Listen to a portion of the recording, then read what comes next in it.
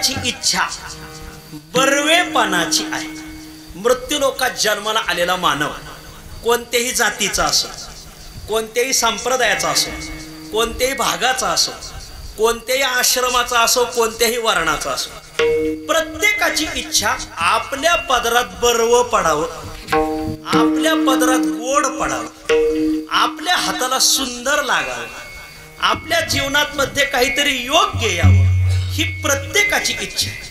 लोकाला आवड शुद्धाची आहे, सौंदर्याची आहे, गोमट्या पदार्थाची आवड आहे. मला वाटतंय माझ्या पुढे तुम्ही बसलेले जवळजवळ 70% लग्न झालेले असाल. ज्यांचे झाले नसतील त्यांचे होतील. कोरोनाच्या काळात तर लवकर होऊ राहिले. मला एक तुम्हाला प्रश्न असा विचारायचा आहे. लग्न केलेल्या व्यक्तीला मला असं विचारायचं आहे, तुम्ही लग्नाला ज्यावेळेस मुलगी पाहायला गेले त्यावेळेस तुम्ही मंगळ पाहून गेले का अमंगळ पाहिलं, सौंदर्य पाहिलं का वाईट पाहिलं, ओखट पाहिलं का गोमट पाहिलं? तर माणसाची इच्छा सौंदर्याची आहे, बर्वेपणाची आहे, शुद्धतेची आहे.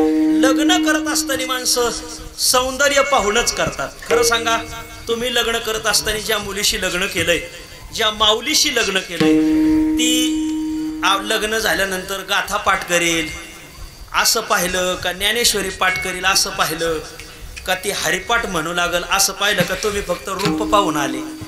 खरं सांगा, तुम्हाला सटवायची शपथ आहे. तर खरं सांगू, माणसाला आवड सौंदर्याची आहे, बर्वेपणाची आहे, गोडव्याची आहे. माणसं रूप पाहतात आणि लग्न करतात. पण खरं सांगू, लग्न करत असताना कधीच रूपावर आणि रंगावर जायचं. का बरं? त्याचं कारण काळ्या मुंगीपेक्षा तांबडी मुंगी जास्त चावते. नाही लक्षात आलं? मग मुंगी करून बघा, मग कळलं. विठ्ठल मृत्यूलोकात जन्माला आलेल्या माणसाला आवड बर्वेपणाची आहे. मला यायचंय बर्वी नामावळी, इकडे यायचंय. सौंदर्याची आहे, गोडव्याची आहे, शुद्धतेची आहे. लोकाला काय आवडतं? तुकाराम महाराज म्हणतात, लोकाला शुद्ध आवडतं.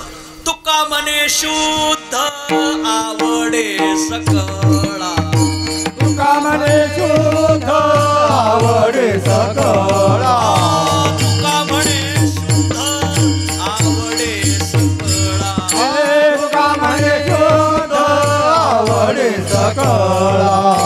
भ्रतार वेगळा न करी जीवे, भ्रतार वेगळा न करी जीवे, भ्रतार वेगळा न करी जीवे, भ्रतार वेगळा न करी जीवे.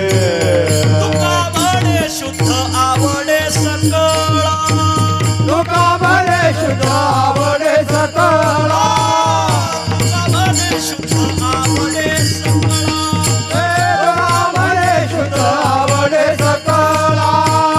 भ्रतार वेगळा न करी जीवे, भ्रतार वेगळा न करी जीवे, भ्रतार वेगळा न करी जीवे, भ्रतार वेगळा न करी जीवे.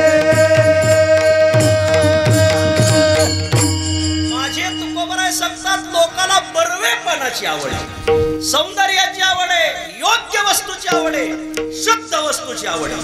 तुका म्हणे शुद्ध आवडे सकाळ, भ्रतार वेगळा न करी जीवे. लोकाला शुद्धतेची आवड आहे.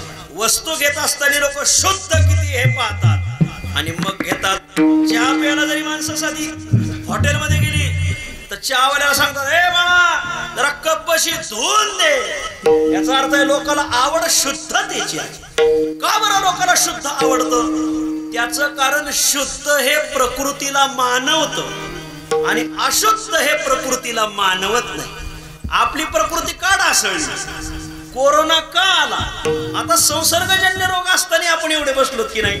त्याचं कारण आहे आपण कोरोनात काही शुद्धतेचे नियम पाळले. काही लोक 15-15 दिवस हात धुत नव्हते. काय सांगावं, हे कोरोना आला ती बराच झाला. काही लोकांना ताळमेळच नव्हता मला. आता कोणी मनुष्य सारखा सॅनिटायझर लावतोय, मला हात धुतोय, स्वच्छ राहतोय टापटीपणाने.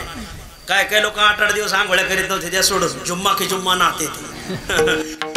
परंतु शुद्ध हे प्रकृतीला मानवतं.